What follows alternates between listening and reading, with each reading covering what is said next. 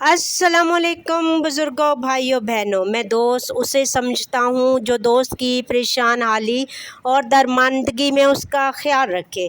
میں نے دیکھا ہے کہ وہ ناراض ہے اور میری نصیحت کو خود غرضی سمجھ رہا ہے۔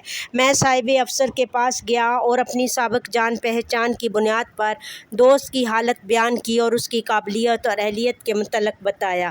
چنانچہ اسے ایک معمولی سی ملازمت مل گئی۔ کچھ ہی عرصے بعد انہیں اس کی طبیعت کا اندازہ ہو گیا اور اس کی حسن تدبیر کو پسند کیا۔ کچھ مزید کام اس کے سپرد ہوئے اور بڑے عہدے پر ترقی ہو گئی۔ اس کی نیک بختی کا ستارہ بلندی پر جا رہا تھا، یہاں تک کہ عروج پر پہنچ گیا اور وہ بادشاہ کا مقرب بن گیا۔ میں اس کے اچھے حالات پر بہت خوش ہوا اور کہا، ناکامی کی فکر نہ کرو اور دل نہ توڑو، کیونکہ ابدی زندگی کے چشمے کا پانی تاریکی میں ہے۔ آپ میرے چینل کو لائک، شیئر، سبسکرائب کریں۔ تھینک یو، جزاک اللہ خیر۔